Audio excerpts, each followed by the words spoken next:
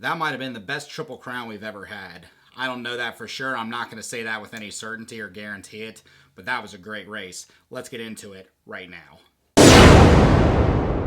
What's going on, guys? Kyle Wolfe back with you for another video. I can only grow the channel if you guys subscribe, so if you haven't done it already, please hit that subscribe button down at the bottom. Like the video, help me get that algorithm up so I can grow this and keep delivering more videos for you guys. But what a race last night. A2, the first Triple Crown of the year. And for all the excitement that we've had through 3 races, 2 back-to-back mutters, I know we still had some more, more surprises in store, but I didn't really think we'd get what we got last night. The fact that both classes, we have 4 winners in 4 rounds between both classes, through both classes, is just crazy to me. Not that it's not happened before, but just the fact that we're a quarter of the way through the year now, and we have yet to answer one single question about who's going to take the lead in either class, either division, and solidify themselves as the guy to beat. Strangely enough, through all of it, the one that's had the red plate for the most races, or that's going to have the red plate for the most races so far going into round 5 next weekend in Detroit, is Aaron Plessinger. When did we ever think we were going to hear that?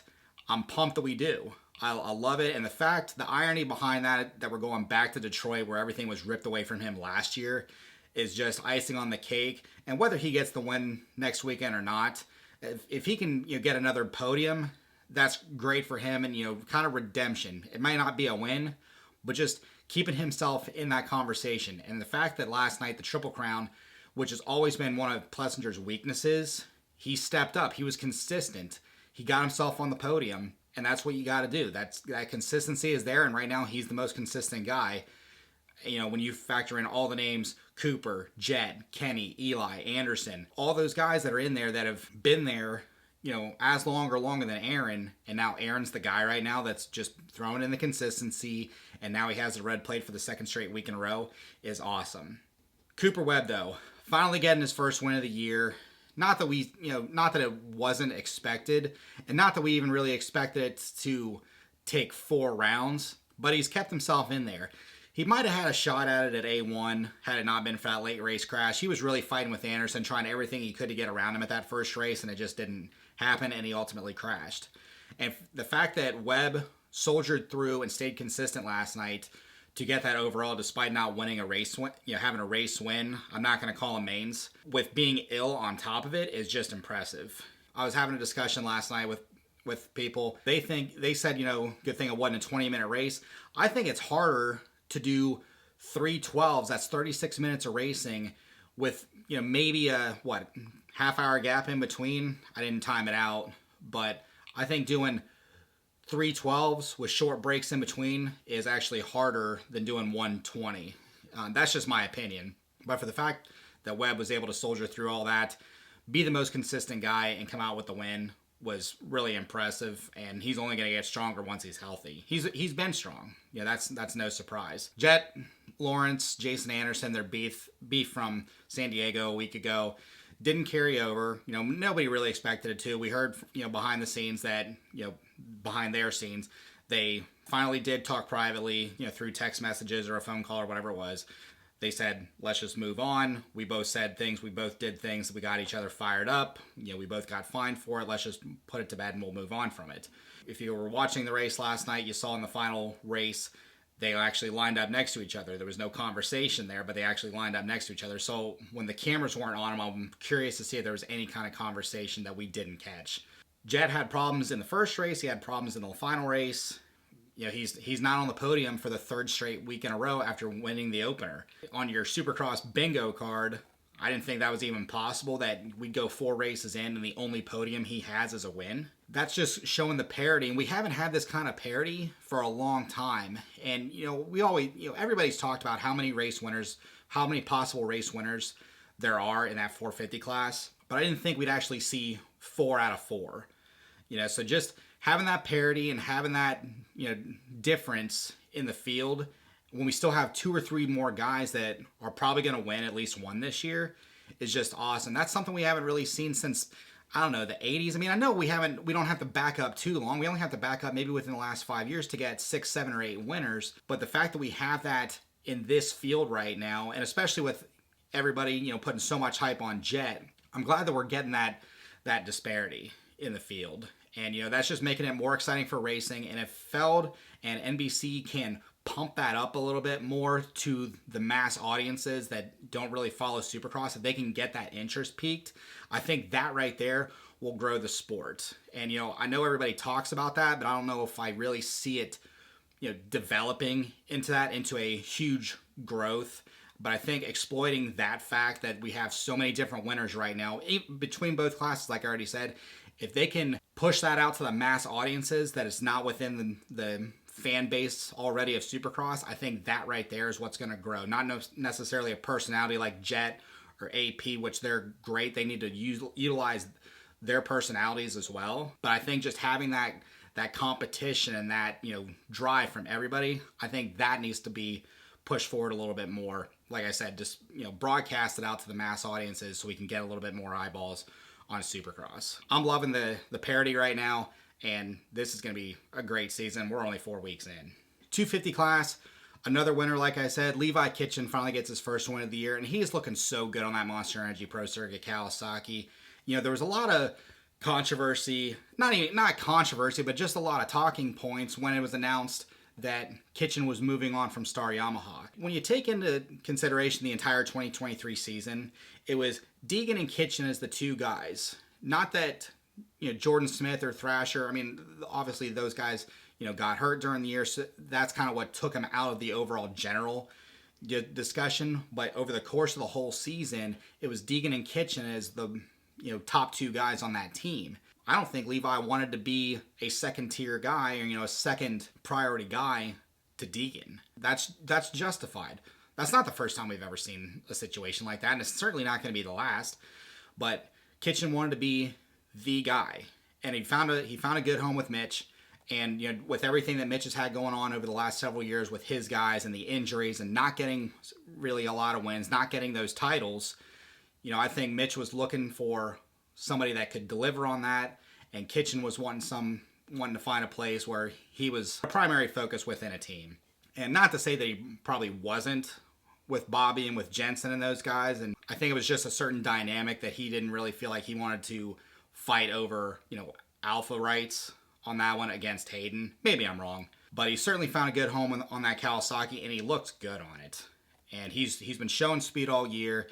A little bit inconsistent. That's why he's not the points leader, but he's been right there, and he finally got his win last night, and he's still in the conversation for that 250 West title. So keep watching for Kitchen. I think once we go back in 2 weeks to Glendale, I think we're going to see a different story. I think we're finally going to get a second-time winner on the year, and whoever does that, whoever's going to get that second win, I think it's going to take a lot of momentum into the rest of that series as to who is going to win that title. And right now, if I had to put my money on anyone, just based on what I've seen in the first 4 races, I feel like Kitchen quietly is that guy. Not to take anything away from Thrasher or Hampshire or Jordan Smith. Thrasher's out of the conversation for the title. Between the 3 guys, RJ, Jordan, and Levi, I feel like Levi is quietly putting himself in that conversation and putting him at the lead position in that conversation just because he hasn't really had the big mistake. He hasn't put himself in that hole that he's had to fight his way out of. RJ and Jordan have had to do it.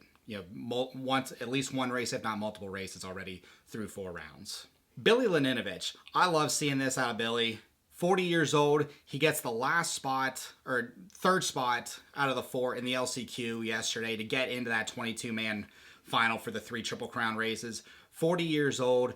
A former winner all the way back in 2005 or 2007, whichever one it was in San Francisco. He took a long time off. And I wish they would have, pumped him a little bit in the broadcast. They did it during the LCQ, of course.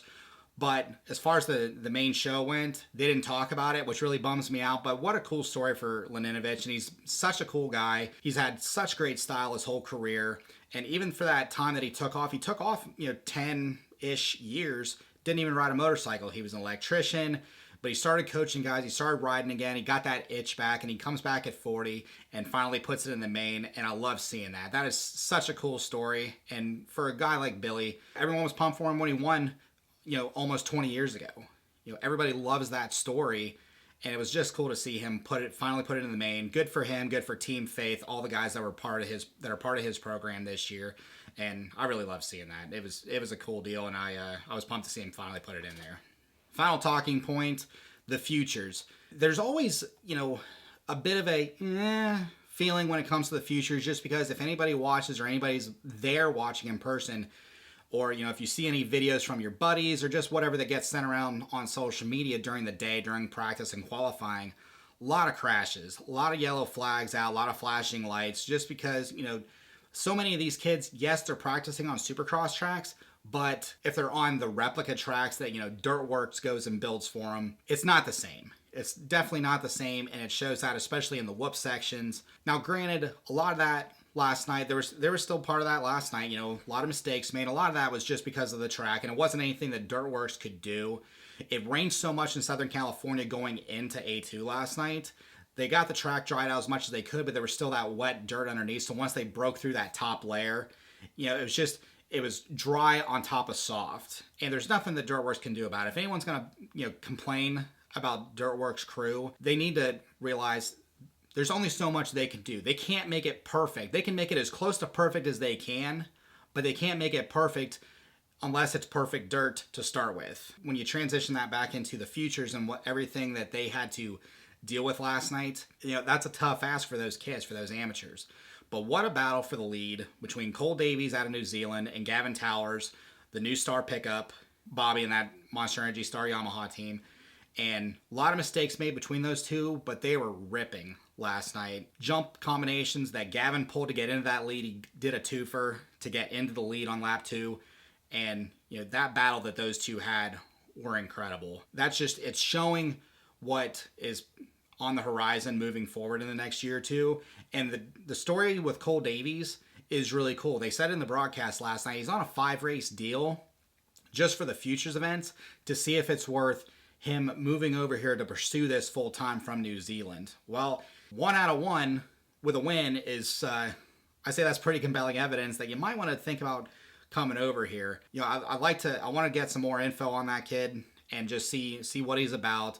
Maybe get some results to see who he's raced with, in the past. He's been over here before, but just on a consistent basis, whether he was racing back in New Zealand or if he raced in Australia, whatever the situation is. I just want to see what kind of caliber he's racing with. But what a cool story, and those two really separated themselves, and it's going to make for an interesting season, and I can't wait for those two to battle out again on a more motocross style track at Daytona here in March.